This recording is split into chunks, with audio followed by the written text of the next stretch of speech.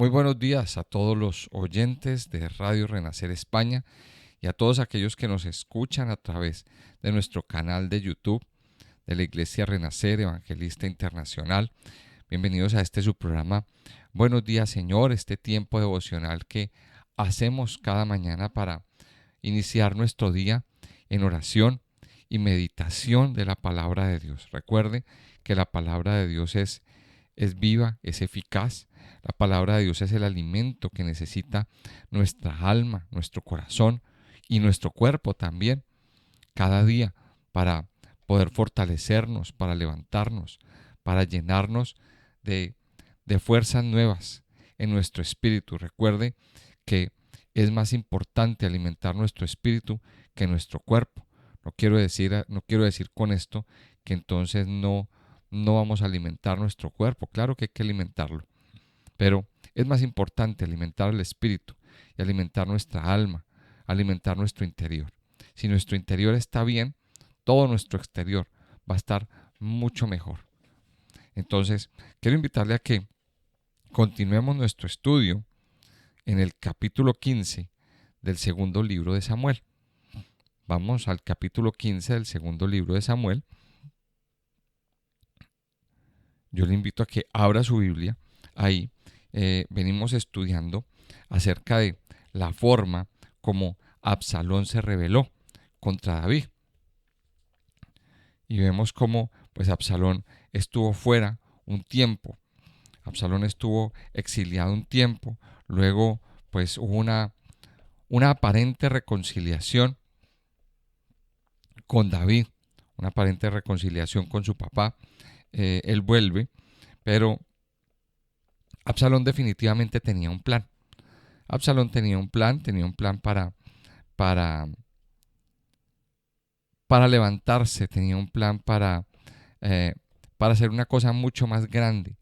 Recordemos que, bueno, Absalón era un chico, según lo que nos cuenta la palabra de Dios, era muy guapo, era muy engreído, muy orgulloso, con con unos aires de superioridad bastante grandes.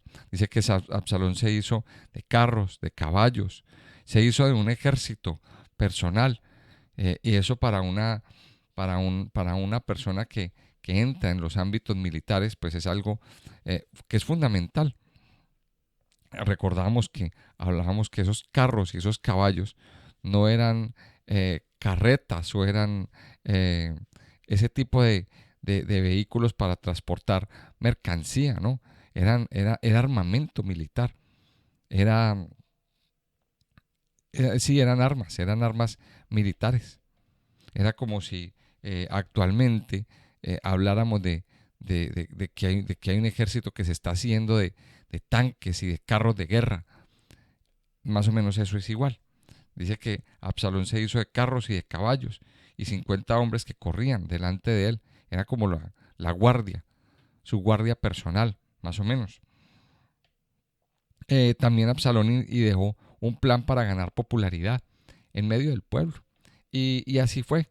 A lo largo del tiempo él fue ganando mucha popularidad. Él fue haciéndose popular en medio del pueblo, tanto así que dice la palabra de Dios que lograba que el corazón del pueblo se inclinara a favor de Absalón y no a favor de su papá. O sea, él fue dañando la imagen de David poco a poco, poquito a poco, delante del pueblo. Hablábamos también en el día de ayer que aunque Absalón fue muerto, que ya lo veremos en capítulos más adelante, las condiciones en las que murió, su espíritu no ha muerto. Y ese espíritu de Absalón continúa, digamos que molestando o levantándose en medio de las iglesias, queriendo dañar la imagen de líderes, dañando la imagen de pastores, de siervos de Dios que trabajan arduamente por una congregación y simplemente se levantan otras personas queriendo anhelar el poder, queriendo anhelar el pastorado y dañan el corazón de discípulos, dañan el corazón de las personas de la iglesia.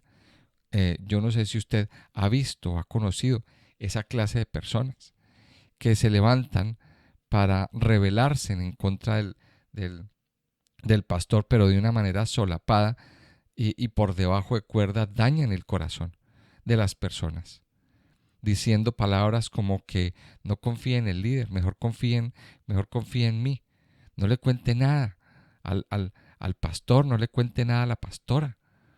Palabras como esas es la manifestación de un espíritu de Absalón que quiere venir a dañar la iglesia y es muy peligroso.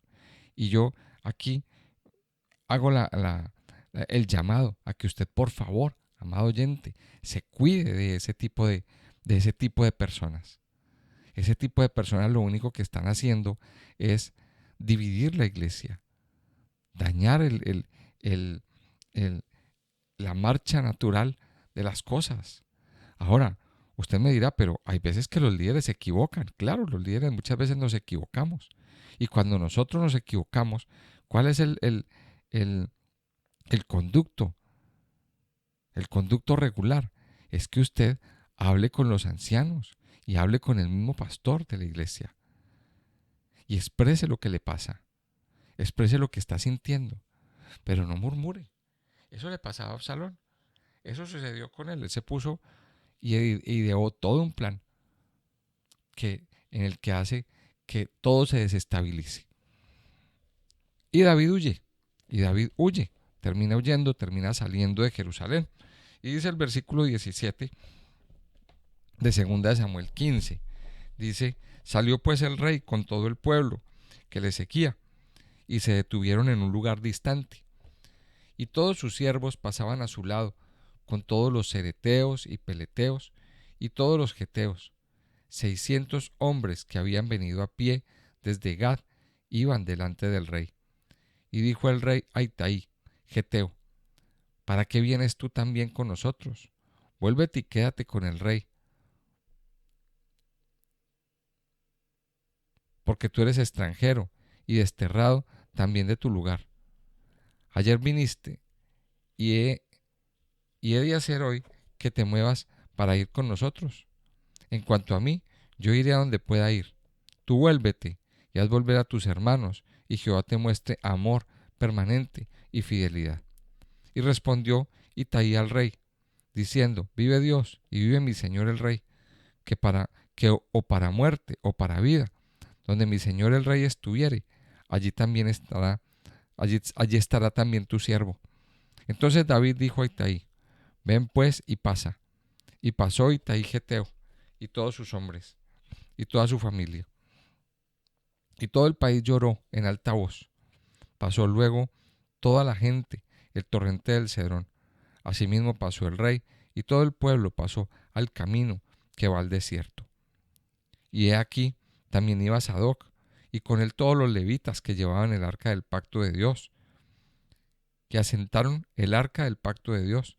Y subió Abiatar después que todo el pueblo hubo acabado de salir de la ciudad. Pero dijo el rey a Sadoc, vuelve el arca de Dios a la ciudad. Si yo hallaré gracia ante los ojos de Jehová, él hará que vuelva, y me dejará verla y a su tabernáculo. Y si dijere, no me complazco en ti, aquí estoy, haga de mí lo que bien le pareciere. Dijo además el rey al sacerdote Sadoc, ¿no eres tú el vidente? Vuelve en paz a la ciudad, y con vosotros vuestros 2 hijos, Ahimás tu hijo, y Jonatán, hijo de Abiatar. Mirad, yo me detendré en los vados del desierto, hasta que venga respuesta de vosotros, que me dé aviso. Entonces Sadoc y Abiatar volvieron el arca de Dios a Jerusalén, y se quedaron allá. Y David subió la cuesta de los olivos, y la subió llorando, llevando la cabeza cubierta y los pies descalzos. También todo el pueblo que tenía consigo cubrió cada uno su cabeza, e iban llorando mientras subían. Y dieron aviso a David diciendo, Ahitofel está entre los que conspiraron con Absalón. Entonces dijo David, entorpece ahora, oh Jehová, el consejo de Ahitofel. Cuando David llegó a la cumbre del monte para adorar allá a Dios, he aquí Husai, arquita, que le salió al encuentro. rasgados sus vestidos y tierra sobre su cabeza.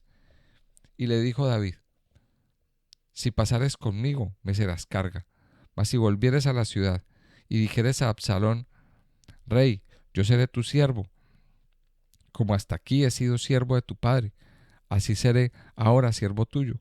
Entonces tú harás nulo el consejo de Ahitofel. No estarán allí contigo los sacerdotes Sadoc y Abiatar. Por tanto, todo lo que oyeres en la casa del rey se lo comunicarás a los sacerdotes Sadoc y Abiatar. Y he aquí que están con ellos sus dos hijos, Ahimaas el de Sadoc y Jonatán el de Abiatar. Por medio de ellos me enviaréis aviso de todo lo que oyereis. Así vino Husai, amigo de David, a la ciudad, y Absalón entró en Jerusalén. Miremos esta situación que tiene que vivir David. Absalón se subleva contra David. Absalón se subleva contra David y David tiene que huir. Vamos a poner un poquito esto en contexto de lo que está sucediendo. Los capítulos del 11 al 20 nos relatan una trágica situación que está viviendo David y que vive el pueblo de Israel. Digamos que una situación oscura, una situación crítica, una grave crisis en la vida personal de David. ¿Dónde empieza esa crisis? Pues esa crisis comienza con un pecado de David, que lo vimos ahí en el capítulo 11, cuando un día David está sin nada que hacer en una terraza, ve una chica que se está bañando, que se está aseando, la ve desnuda, la codicia en su corazón y ahí inicia todo un pecado de adulterio y de asesinato, porque aparte, pues, eh, asesina de una forma muy terrible al, al esposo de la chica. Inicia así. Ahora, podemos ver que el pecado es como un cáncer que va creciendo de manera silenciosa, muy lentamente, dentro del cuerpo de cada persona. La particularidad que tiene esta enfermedad del cáncer es que en sus inicios no hay dolores, no hay una alerta, no hay un aviso o no hay un detonante que, que haga o que avise que hay una enfermedad en proceso, ¿no? Es una enfermedad silenciosa, donde poquito a poco se van multiplicando las células cancerígenas dañinas en el cuerpo. Una célula va contagiando a la otra y así sucesivamente, hasta que llega un momento en que algo se detecta, algo empieza a pasar y se empiezan a tomar medidas al respecto. Muchas veces un cáncer se detecta tardío. Desafortunadamente muchas personas que han sufrido de esta enfermedad lo han detectado tarde, cuando ya los médicos o el personal médico dice, pues ya no hay nada que hacer, ya hay una metástasis, ya está invadido. Y es muy complicado tratar ese tipo de cánceres. Pues lo que pasa aquí es lo mismo. Lo que pasa aquí es lo mismo. Una cosa que empezó de una manera pequeña, digámoslo así. Una cosa que empezó de una manera pequeña, que primero afecta a David a nivel personal, luego afecta a su familia y después afecta a toda una nación. Muchas personas consideran los pecados como actividades erróneas menores, pues si la persona comete demasiados, pues tal vez sea atrapado y castigado. Sin embargo, pues uno o dos aquí y allá no harán gran diferencia. El pecado es eso, amados hijos de Dios. Es como esas células cancerosas. Y eso es lo que vemos aquí en estos capítulos del libro de Segunda de Samuel. Vemos que eh, al principio sí, David cometió un pecado es afectado, él ve las consecuencias en un hijo que pierde, tiene un arrepentimiento verdadero, pero y la cosa se calma, pero vuelve a aparecer una consecuencia. Todo esto que está pasando, David lo ha asumido como una consecuencia. Ahora uno se pregunta, aparece el tema de Amnón, que parece ser que Amnón tenía también una debilidad por las mujeres, igual que el padre. Y sucede todo esto, toda esta situación. eh, Amnón viola a su propia hermana, abusa de ella, y David no hizo nada. David no hizo nada para, para castigar esta situación. Ahora, ¿cuál es la pregunta que nos hacemos aquí? ¿Por qué David no hizo nada? Porque seguro se sentía culpable y sabía que era una consecuencia de lo que él había vivido. Todo esto son consecuencias y eso es lo que asume David en su vida. Por eso huye. Porque sabe que esto es una consecuencia de del pecado que ha cometido en su vida. Él se sentía culpable. Por eso David sale de Jerusalén, una ciudad que él amaba. Ahora, aquí hay unas personas que vienen a acompañarlo. Y es una cosa que también quiero rescatar de este texto. Cuando, cuando uno está en este tipo de situaciones, cuando uno está en este tipo de crisis, de calamidades, es donde verdaderamente se conoce quiénes son los amigos y quiénes no. Hubo muchas personas que decidieron estar con David, que decidieron seguir a David en medio de su crisis, en medio de su calamidad, en medio de su situación. Y aquí habla de los ereteos, de los peleteos, de los geteos. Dice 600 hombres que habían venido a pie desde Gad iban delante del rey. O sea, eran personas leales. David tenía todo un ejército de personas leales. Incluso aquí aparecen varios. Aparece un hombre llamado Itai y otro llamado Usai, que Itai le dice, es que yo quiero ir con usted, yo quiero, déjeme, porque era un extranjero. Y David le dice, en medio de una conversación que él tiene, le dice, bueno, quédese, quédese conmigo. Y aquí deja ver este pasaje la situación espiritual que estaba viviendo David. Y eso es una cosa que yo lo quiero recalcar. Lo hemos recalcado mucho a lo largo de todo nuestro estudio de primera y segunda de Samuel. Pero aquí yo quiero recalcarlo, porque esto es una situación de crisis, una situación dolorosa. Dice el versículo 23, y todo el país lloró en alta voz. Pasó luego toda la gente el torrente de Cedrón.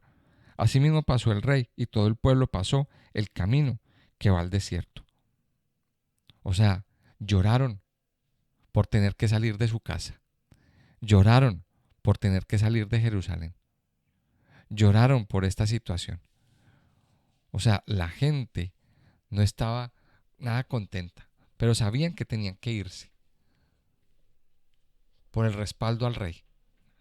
Dice más adelante que David despacha el arca. O sea, eh, él dice, no, devolvamos el arca del pacto. El arca del pacto salió con él, o sea, salieron con ella de Jerusalén. Y David dice, no, le dice a los sacerdotes, devuelvan el arca y quédense allá. Y aquí nos deja ver este pasaje que David estaba convencido de que esto era una consecuencia de su pecado. Y le dice, si Dios se agrada de mí, pues yo voy a estar bien y voy a volver en paz. Y si no, pues asumiré las consecuencias. Pero el arca que se quede allí. Y dice en el versículo 30, dice que los sacerdotes se devolvieron. Y vamos a recalcar el versículo 30, dice, y David subió la cuesta de los olivos y la subió llorando. llevando la cabeza cubierta y los pies descalzos. También todo el pueblo que tenía consigo cubrió cada uno su cabeza e iban llorando mientras subían. El monte de los olivos, el monte tan emblemático que nos aparece en el Nuevo Testamento relacionado con el Señor Jesucristo, con los apóstoles. El monte de los olivos, para los que no conocen Jerusalén, es una colina, es un monte que está al frente de la ciudad, desde la cual se divisa toda la ciudad. Yo creo que todos en algún momento hemos visto la famosa fotografía panorámica de Jerusalén, ¿verdad?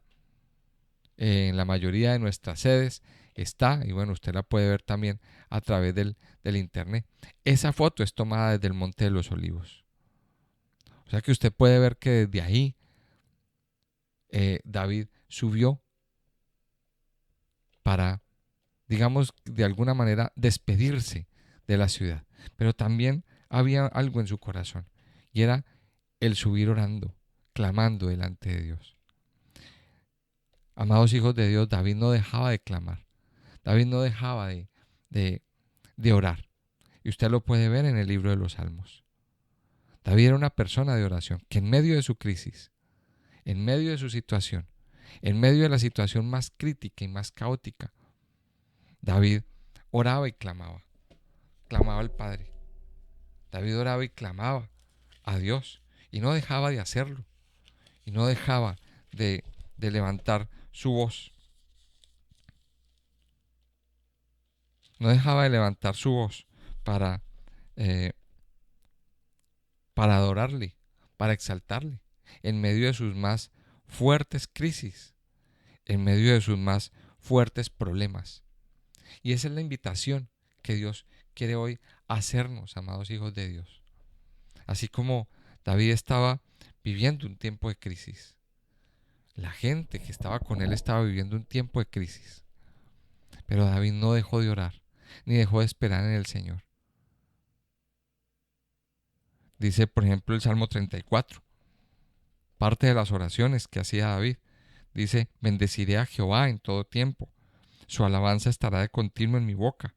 En Jehová se gloriará mi alma. Lo oirán los mansos y se alegrarán. Engrandeced a Jehová conmigo y exaltemos a una su nombre. Dice, bendeciré a Jehová en todo tiempo. Y si usted sigue leyendo el Salmo 34, nos habla que David clama por la protección de Dios. Si algo anhelaba David, o si algo, eh, de algo estaba seguro, era de que en las manos de Dios estaba.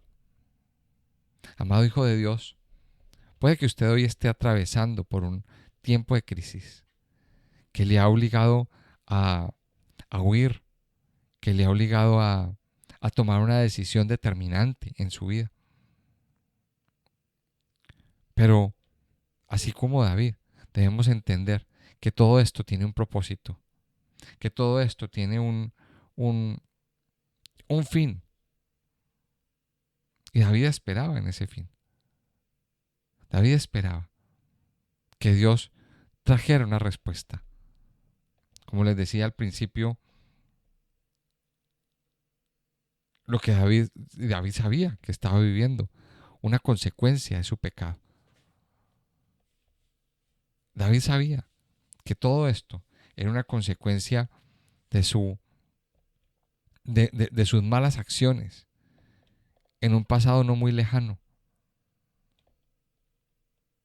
Pero David tenía un arrepentimiento verdadero.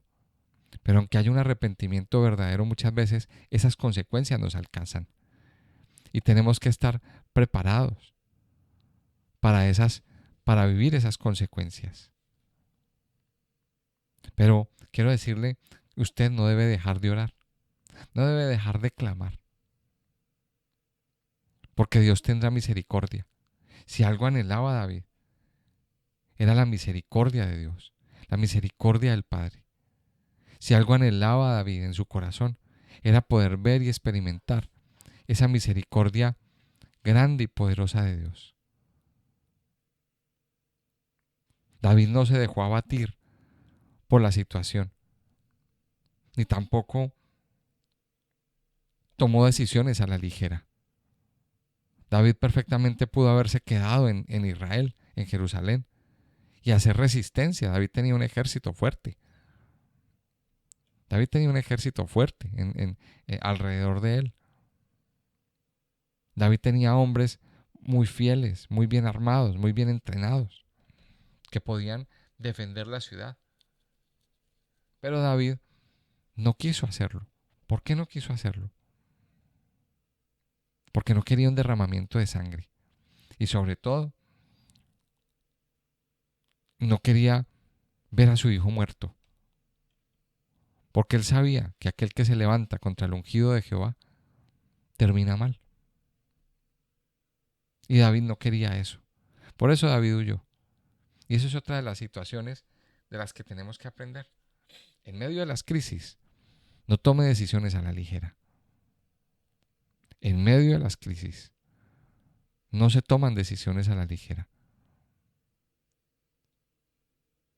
A veces es mejor apartarse un poco y esperar que Dios hable, que Dios muestre sus caminos. Y eso fue lo que él hizo. Amados hijos, amados oyentes, meditemos en esto. ¿Cómo es nuestra reacción en medio de las crisis, en medio de las situaciones más difíciles? A manera de resumen de este capítulo 15, las personas que están con nosotros, miremos que ahí se ve quién es el amigo y quiénes no, y quiénes no lo son. Cuando estamos en medio de esas situaciones. Y David dice que él despachó mucha gente. Él le dijo a mucha gente, váyase, mejor que estén allá y no aquí conmigo. David tenía un plan. Amados hijos de Dios, meditemos en esta palabra. Y sobre todo, que nos llegue el mensaje. En tiempo de crisis, lo mejor es arrodillarnos, clamar al Padre, y Dios mostrará la respuesta. Amado Señor, yo te doy muchas gracias en esta mañana. Gracias por regalarnos tu amor, tu misericordia, tu bondad, tu fidelidad sobre nuestras vidas, sobre nuestros corazones. Amado Señor, en esta mañana nos inclinamos delante de ti.